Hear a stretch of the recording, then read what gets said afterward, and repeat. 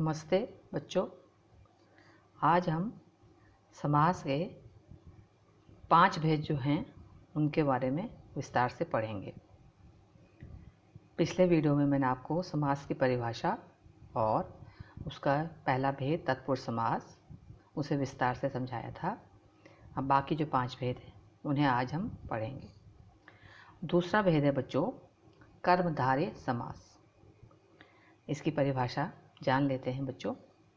जिस समास में पहला पद विशेषण तथा दूसरा पद विशेष्य होता है या एक पद उपमान और दूसरा पद उपमेय होता है तो उसे कर्मधारय समास कहते हैं। विशेषण जो शब्द विशेषता बताता है उसे हम विशेषण कहते हैं। और विशेष्य बच्चों आपने कक्षा 8वीं 7वीं यहाँ तक कि 6वीं में पढ़ा हुआ है। जिस शब्द की विशेषता बताई जाती है उसे हम विशेष्य कहते हैं। जैसे उदाहरण के लिए पीला फूल, तो बच्चों इसमें फूल क्या है? विशेष्य, और पीला क्या है? विशेषण। उपमान उपमेय, एक शब्द जिससे तुलना की जाती है, उपमान, और उपमेय जिस शब्द की तुलना की जाती है उसे हम कहते हैं उपमान उपमेय। आगे उदाहरण देखेंगे। पहला है नीलकंठ। इसका विग्रह देखिए, नीला है जो कंठ, तो नीला क्या हो गया? विशेषण, और कंठ क्या हो गया? विशेष्य। दूसरा उदाहरण महाराज, महान है जो राजा, ये हो गया इसका विग्रह।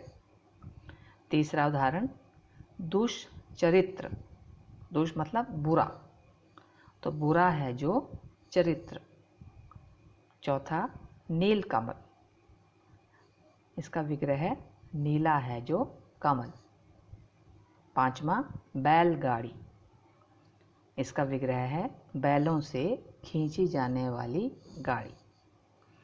ये तो उदाहरण हो गए विशेषण और विशेष्य कर्मधारय के। अब दूसरे पे आप ध्यान देंगे, ख पे, उपमान उपमेय कर्मधारय। पहला समस्त पद है विद्या धन। इसका विग्रह होगा विद्या रूपी धन। जो धन है वो किस रूप में है? विद्या के रूप में, अर्थात जो विद्या है वो भी हमारे लिए धन के रूप में है।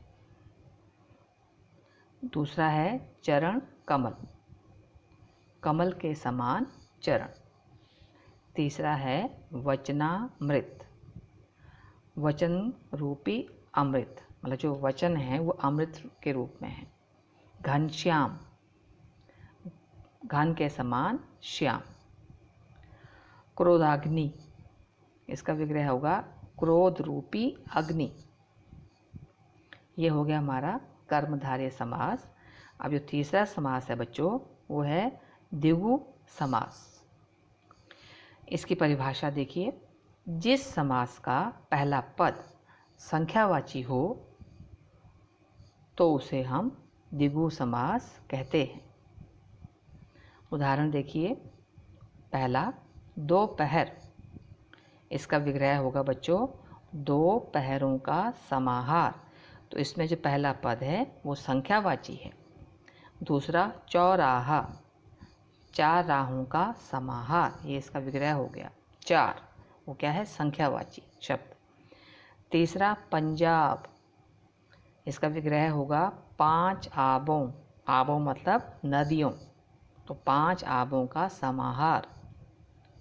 अगला शब्द है तिरंगा, तिरंगा 3 रंगों का समाहार, इसमें 3। पांचवा है नवरत्न, इसका विग्रह होगा 9 रत्नों का समाहार। अब चौथे भेद पे ध्यान देंगे। चौथा भेद हमारा है बहुव्रीहि समास। इसकी परिभाषा देखिए बच्चों। जिस समास में पूर्व पद एवं उत्तर पद, मतलब पहला और दूसरा पद दोनों ही प्रधान नहीं होते हैं, बल्कि वे किसी तीसरे पद की ओर संकेत करते हैं, तो वहाँ क्या होगा? बहुव्रीहि समास। इसको थोड़ा विस्तार में एक उदाहरण के माध्यम से जान लेते हैं बच्चों। नीलकंठ, हमने कर्मधारय समास में पढ़ा था नीलकंठ। नीला है जो कंठ, उसमें 2 ही पदों की बात हुई। लेकिन जब हम बहुव्रीहि समास में इसका हम विग्रह करेंगे तो देखो कैसे होगा बच्चों। नीला है कंठ जिसका, अर्थात नीलकंठ हम किसको कहते हैं? शिव जी। तो यहाँ क्या हुआ, ना पहला पद ना दूसरा पद, वो दोनों पद मिलकर किसी तीसरे की ओर संकेत कर रहे हैं। तो इसलिए यहाँ पर क्या होगा? बहुव्रीहि समास। इन दोनों में यही अंतर है। अगर दोनों पदों की हम बात करेंगे तो कर्मधारय समास होगा। अगर हम तीसरे पद की ओर संकेत करेंगे तो वो होगा बहुव्रीहि। यहाँ ना नील प्रधान है और ना कंठ, ये दोनों ही पद मिलकर तीसरे पद अर्थात शिव जी के लिए प्रयुक्त हो रहे हैं। तो ये क्या है? बहुव्रीहि समास। अब इसका उदाहरण देखिए आगे। पहला उदाहरण है गिरिधर। गिरि मतलब पर्वत। श्री कृष्ण ने अपने उंगली पर धारण किया था गोवर्धन पर्वत, तो उसी उनका नाम क्या है? गिरिधर। तो इसका विग्रह होगा गिरि को धारण करने वाला वो कौन है? श्री कृष्ण। तो ये क्या हुआ? बहुव्रीहि समास। दशानन, 10 आनन, आनन मतलब मुख, 10 सिर किसके थे? रावण के। तो 10 आनन या मुख हैं जिसके, अर्थात रावण। तो ये हुआ इसका विग्रह दशानन का। तीसरा घनश्याम। घनश्याम, घन मतलब बादल, श्याम श्री कृष्ण जो कहते हैं वो सामने रंग के हैं। तो यहाँ जैसे अब श्री कृष्ण जी की ओर संकेत हो रहा है तो घन के समान श्याम है जो, अर्थात श्री कृष्ण। तो जब 2 पदों की हमने बात की थी तब वो क्या हुआ? कर्मधारय। तो यहाँ पर बहुव्रीहि। चौथा है बच्चों लंबोदर। लंबा है उदर, उदर मतलब पेट, जिसका, ये किसकी बात हो रही? गणेश जी की। उन्हें हम लंबोदर के नाम से भी पुकारते हैं। अगला है अंशुमाली। अंशु मतलब किरणें, किरणें जो है वो माला के रूप में हैं। तो किसकी बात हो रही है? सूर्य की। अंशु किरणें हैं माला जिसकी, अर्थात सूर्य, सूर्य की किरणें। तो उस रूप में ये उस रूप में ये संकेत कर रहा है। तो इसलिए ये अंशुमाली का विग्रह हुआ। आपको अब समझ आ गया होगा बच्चों कि दोनों में अंतर क्या है, बहुव्रीहि और कर्मधारय में। 5वां हमारा उदाहरण समास है द्वंद्व समास। जिस समास में दोनों पद प्रधान हों तथा विग्रह करने पर दोनों के बीच और, या, तथा, अथवा जैसे योजकों का प्रयोग हो तो उसे द्वंद्व समास कहते हैं। इसमें पहला पद दूसरा पद वो दोनों ही प्रधान होते हैं, तो उसे हम द्वंद्व समास कहते हैं। इसके बारे में बच्चों आपने कक्षा 7वीं में भी पढ़ा था। इसका उदाहरण देखिए बच्चों।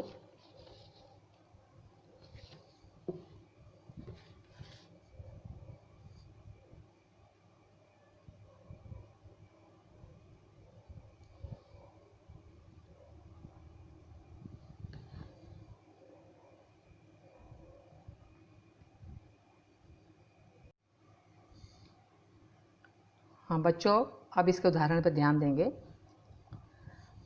पहला उदाहरण है रात दिन, इसका विग्रह होगा रात और दिन। दूसरा हानि लाभ, इसका विग्रह है हानि तथा लाभ। देश विदेश, देश और विदेश। तो इसमें ये दोनों ही पद प्रधान हैं, देश हो चाहे विदेश, हानि लाभ। माता पिता, माता और पिता। दाल रोटी, दाल तथा रोटी। तो द्वंद्व समास पहचानने में ये है कि उसमें दोनों पद जो है वो प्रधान है और दोनों में और है, या है, अथवा उन योजकों का प्रयोग होता है। तो आप उसको अच्छे से पहचान सकेंगे। अब हमारा अंतिम भेद जो है वो है अव्ययी भाव समास। इसकी परिभाषा देखिए, जिस समास में पहला पद अव्ययी हो तो उसे अव्ययी भाव समास कहते हैं। अव्यय बच्चों अविकारी शब्द भी है, जिसके वाक्य में प्रयोग होने से वाक्य में कोई परिवर्तन नहीं होता है, उसे हम अविकारी शब्द कहते हैं। तो इसमें क्या होता है, इसका जो पहला पद है अव्ययी भाव समास में वो प्रधान होता है, लेकिन जो पूरी प्रक्रिया से बना जो समस्त पद है वो भी एक अव्यय की भांति कार्य करता है। उदाहरण पर ध्यान देंगे। पहला है आजीवन, इसका विग्रह होगा जीवन भर। दूसरा है यथाशक्ति, इसका विग्रह शक्ति के अनुसार। रातों रात, रात ही रात में। गली गली, हर गली या प्रत्येक गली। भरपेट, पेट भरकर। तो ये थे हमारे अव्ययी भाव समास के उदाहरण। मुझे पूरी उम्मीद है कि आपको समास भली भांति समझ में आ गया होगा।